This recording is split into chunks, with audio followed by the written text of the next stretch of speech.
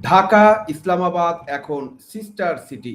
১৯৭১ সালের গণহত্যার বিচার ও ন্যায্য পাওনা ফাঁকি দিয়ে পাকিস্তানের সাথে ডক্টর ইউনূস ও বিএনপি সরকারের এই নজিরবিহীন পীড়িত তবে কার ইশারায়? ২০ জুনের গোপন বৈঠকের দলিল আজ আমাদের সামনে। জামাতের ক্রমবর্ধমান প্রভাব ও সার্বভৌমত্ব বিকিয়ে দিয়ে ঢাকাকে ইসলামাবাদের দাস বানানোর এই ভয়ঙ্কর চক্রান্তের বিরুদ্ধে আজ আমাদের উপস্থাপনা।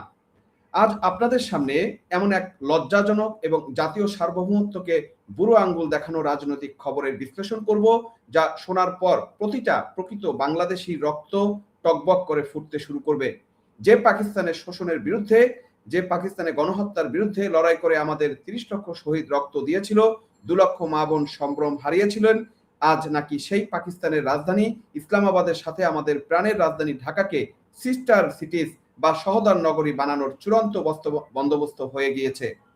দর্শক, ঠিকই আপনারা শুনছেন, একদম ঠিক শুনছেন।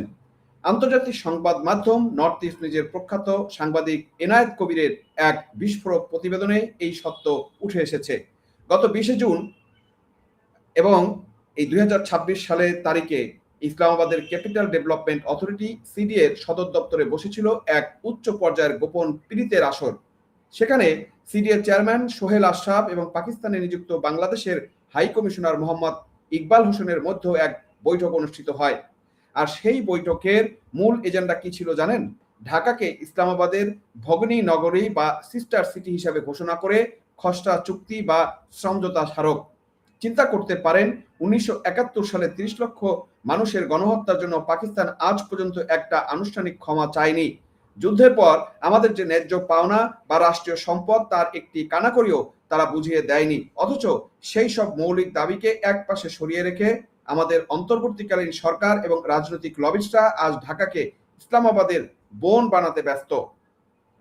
দর্শক, আজকের এই ভিডিওতে আমরা উন্মোচন করব ৫ই আগস্টের পট পরিবর্তনের পর থেকে কিভাবে আমাদের পররাষ্ট্রনীতিকে রাওয়ালপিন্ডি আর ইসলামাবাদের ইশারায় চালানো হচ্ছে। পুরো ভিডিওটি শেষ পর্যন্ত দেখুন। আজকে এই নতজানু রাজনীতির আসল সত্য আমরা তুলে ধরার চালিতভাবে। আসুন ঘটনার পিছনে ক্রোনোলজিটা বা সময়রেখাটা একটু ভালো করে বুঝে নেই। সাংবাদিক এনায়েত কবির তার প্রতিবেদনে স্পষ্ট করে লিখেছেন যে ডক্টর মোহাম্মদ ইউনূসের নেতৃত্বাধীন অন্তর্বর্তী সরকারের 18 মাসের শাসনামলে পাকিস্তান বাংলাদেশের মধ্যে যে ক্রমশ ঘনিষ্ঠ হতে থাকা বা সম্পর্কের প্রক্রিয়াটি গতি পেয়েছিল, তা এখন সিস্টার সিটি তকমার মাধ্যমে প্রাতিষ্ঠানিক রূপ পাচ্ছে বা রূপ পাবে। এখানে উল্লেখযোগ্য জিনিস যেগুলো বলতে চাই, গত শনিবার অর্থাৎ 20 জুন ক্যাপিটাল ডেভেলপমেন্ট অথরিটি হেডকোয়ার্টারে যখন বৈঠকটি হচ্ছিল, তখন আমাদের হাই কমিশনার সাহেব ইসলামাবাদের প্রাকৃতিক সৌন্দর্য আর সবুজের প্রশংসায় একেবারে পঞ্চমুখ হলেন এবং নিজের দেশ রেখে দেখেন, আপনি খেয়াল করেন আমাদের বাংলাদেশের প্রাকৃতিক সৌন্দর্যটা কত বেশি বা কত কি পরিমাণ সেটা আপনি আর আমি ভালো করে জানি। সেখানে আমার দেশের প্রশংসা না করে উনি পাকিস্তানের ইসলামাবাদের প্রশংসা করছেন। নিজের দেশের নদীনালা প্রাকৃতিক ধ্বংসের মুখে আর আমাদের রাষ্ট্রদূত সাহেব গিয়ে ইসলামাবাদের পাহাড় আর সবুজের প্রেমে মজেছেন। সেখানে শুধু প্রশংসাই হয়নি, হাই কমিশনার মোহাম্মদ ইকবাল হোসেন নিজেই গণমাধ্যমকে নিশ্চিত করেছেন এই সিস্টার সিটির উদ্যোগ আসলে এই একটি খসড়া সমঝোতা স্মারক বা এমইউর মাধ্যমে বা ইতিমধ্যে প্রস্তুত করা হয়েছে। তার চূড়ান্ত অনুমোদনের জন্য ঢাকার সংশ্লিষ্ট মন্ত্রণালয়ে পাঠানো হয়েছে। হাই কমিশনার সাহেব অত্যন্ত আশাবাদী যে খুব শীঘ্রই এই চুক্তি অফিসিয়াল সিলমোহর পড়বে। তার ভাষায় সাম্প্রতিক মাসগুলোতে নাকি বাংলাদেশ ও পাকিস্তানের দ্বিপক্ষিক সম্পর্ক এক ইতিবাচক মোড় নিয়েছে। আমরা জিজ্ঞেস করতে চাই, এই মোড় কার জন্য ইতিবাচক? পাকিস্তানের জন্য, যে রাষ্ট্রটি দেউলিয়া হয়ে আজ আইএমএফ এর দরজায় ঘুরছে, যারা বিশ্বজুড়ে সন্ত্রাসের মদতদাতা হিসেবে পরিচিত, তাদের সাথে সম্পর্ক গভীর করাটা বাংলাদেশের জন্য কোন দিক থেকে ইতিবাচক? সেই প্রশ্নটা আমি তার জন্য আজকে রেখে যেতে চাই। তাকে আমাদের নীতি নির্ধারকরা একটু বুঝিয়ে বলবেন যে এইটা আসলে কোন দিক থেকে আমাদের জন্য ইতিবাচক। এবার আসি সবচেয়ে বড় জ্বলন্ত প্রশ্নে। একটা দেশের ন্যূনতম আত্মসম্মান বোধ থাকলে তারা কিভাবে এই চুক্তি করতে পারে? নর্থ ইস্ট নিউজের রিপোর্টে পরিষ্কার মনে করিয়ে দেওয়া হয়েছে যে 1971 সালে যুদ্ধাপরাধের জন্য পাকিস্তানের সেনা কর্মকর্তাদের বিচার করার যে আন্তর্জাতিক প্রতিশ্রুতি পাকিস্তান দিয়েছিল, তা তারা কোনোদিন পূরণ করেনি। যুদ্ধের পর সম্পদের ক্ষেত্রে বাংলাদেশে যে কোটি কোটি টাকার ন্যায্য অংশ পাওনা ছিল, তাও আজ পর্যন্ত মীমাংসা করেনি। অথচ এই দুই অত্যন্ত জাতীয় এবং সংবেদনশীল বিষয়ে কোনো ধরনের অর্থপূর্ণ আলোচনা ছাড়াই দুই দেশের মধ্যে সামরিক এবং সাংস্কৃতিক সহযোগিতা এখন বুলেটের গতিতে সামনে এগিয়ে যাচ্ছে। কিসের স্বার্থে এই সমঝোতা? কোন দেশের শহীদদের রক্তের উপর দাঁড়িয়ে ইসলামাবাদের সাথে ভাই বোনের সম্পর্ক তৈরি করা হবে? রিপোর্টে একটি অত্যন্ত গুরুত্বপূর্ণ এবং রাজনৈতিক ইঙ্গিত দেওয়া হয়েছে।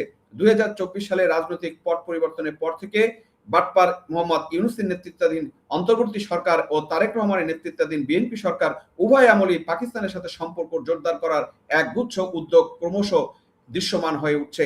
আর এর পিছনে আসল কারণটা কি জানেন? রিপোর্টে বলা হচ্ছে, যুদ্ধাপরাধের রাজনীতির সাথে জড়িত দল জামাত ইসলামীর ক্রমবর্ধমান প্রভাব উভয় প্রশাসনের উপর দিন দিন স্পষ্ট হয়ে উঠছে। এখন বুঝতে পারছেন? তাই তো ভাই, পাশার দানটা কোথায় কোন দিনে ঘুরছে সেটা এখন বুঝতে হবে। জামাতের এজেন্ডা বাস্তবায়ন করতে কি তবে আমাদের পররাষ্ট্র মন্ত্রণালয় আজ ইসলামাবাদের ক্যাপিটাল ডেভেলপমেন্টের অথরিটি দালালি করছে? মিউনিসিপাল বা পৌর পর্যায়ের সহযোগিতার নাম করে আমাদের প্রশাসনকে পাকিস্তানি সংস্কৃতির চারণভূমি বানানোর এই চেষ্টা কোনোদিন মেনে নেওয়া হবে না।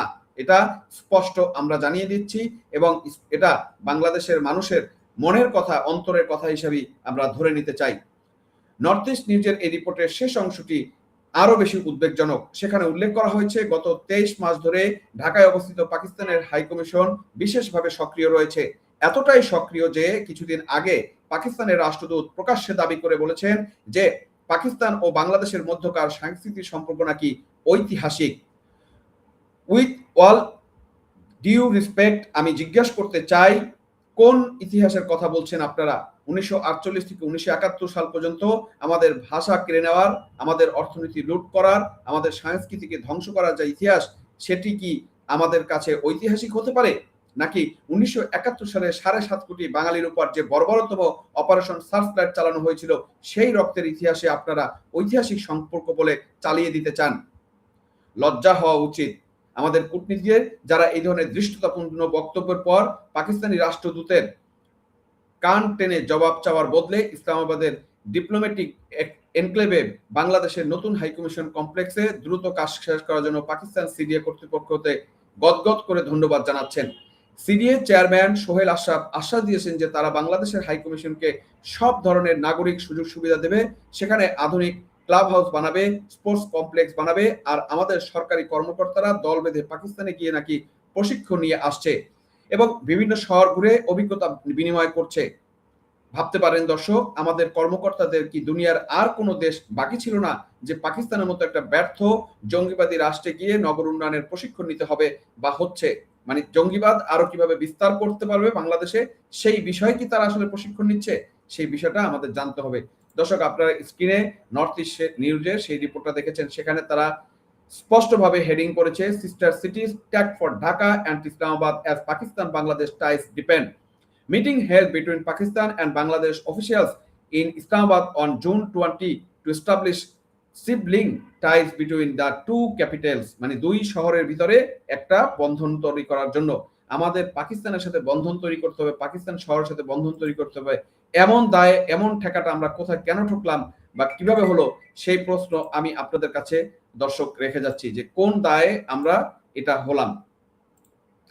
এখানে বলা হচ্ছে, even as Pakistan and Bangladesh forage over closer ties, a process that gathered momentum during the 18-month tenure of Mohammad Yunus led interim regime. There is now a proposal of solidify these by the categorize Dhaka Islamabad as sister cities, মানে ঢাকা এবং এর সাথে sister city করার জন্য যে প্রক্রিয়া, সেই বিষয়টা কিন্তু তারা ভাবেই এখানে উঠে এসেছে। তাহলে পুরো বিষয়টা যদি দর্শক সারমর্মটা আমি বলছি, কারণ আপনাদেরকে হয়তোবা আমি ইংলিশের এই ব্যাপারটা তুলে ধরলে সবাই হয়তো বুঝবেন না, আমি আমাদের সকল দর্শকের জ্ঞাতার্থে বোঝার জন্যই আমি মেইন জিনিসটা কি তুলে ধরছি। সিস্টার সিটি বা ভাগ্নি নগরী শুনতে খুব মিষ্টি লাগলো, এটি মূলত বাংলাদেশের উপর পাকিস্তানের মনস্তাত্ত্বিক এবং সাংস্কৃতিক আধিপত্য বিস্তারের এক দীর্ঘমেয়াদী ব্লুপ্রিন্ট। যে চুক্তি আমাদের 1971 সালের ইতিহাসকে অবমাননা করে, যে চুক্তি আমাদের শহীদের রক্তের সাথে বেইমানি করে, সেই চুক্তিকে বাংলাদেশের সচেতন জনগণ কখনোই মেনে নেবে না। আমরা স্পষ্ট ভাষায় এই পাপেট সুলভ পররাষ্ট্রনীতির তীব্র প্রতিবাদ জানাই। ঢাকাকে ইসলামাবাদের বোন বানানোর আগে পাকিস্তানকে 1971 সালে গণহত্যার জন্য অফিসিয়ালি ক্ষমা চাইতে হবে। আমাদের ন্যায্য পাওনা বুঝিয়ে দিতে হবে। জামাত বা কোনো বিদেশি শক্তির প্রেসক্রিপশনে বাংলাদেশের পররাষ্ট্র নীতি চলতে পারে না। দর্শক, আপনারা কি মনে করেন 1971 সালের কোনো সমাধান ছাড়াই ঢাকা ও ইসলামাবাদের মধ্যে সিস্টার সিটি ঘোষণা করার এই তোড়জোড় কি আমাদের জাতীয় ঐতিহ্যের অবমাননা নয়? অন্তর্বর্তী সরকার, দ্যাট ইজ বাটপার ইউনূস সরকার এবং রাজনৈতিক দলগুলোর এই পাকিস্তান তোষণ নীতি কি দেশের সার্বভৌমত্বকে ঝুঁকির মুখে ফেলছে না? আপনাদের মূল্যবান মতামত আমাদের কমেন্ট বক্সে ঝড় তুলুন এবং ভিডিওটি লাইক শেয়ার করে এই গোপন চুক্তির খবর সবার সামনে নিয়ে আসুন। চ্যানেলটি সাবস্ক্রাইব করতে একদম ভুলবেন না। সচেতন থাকুন, নিজেদের ইতিহাসের পক্ষে থাকুন। আজ বিদায় নিচ্ছি, তবে একটা কথা বলে যাচ্ছি বরাবরের মতোই, সেটা হচ্ছে আপনার ঘরে যারা শিশু সন্তান রয়েছে, বিশেষ করে মেয়ে শিশু সন্তান এবং যারা টিনেজার রয়েছে এবং যারা মুরব্বী রয়েছে, তাদেরকে বিএনপি, জামাত, এনসিপি জঙ্গিদের হাত থেকে নিরাপদে রাখুন, সাবধানে রাখুন। ধন্যবাদ সবাইকে।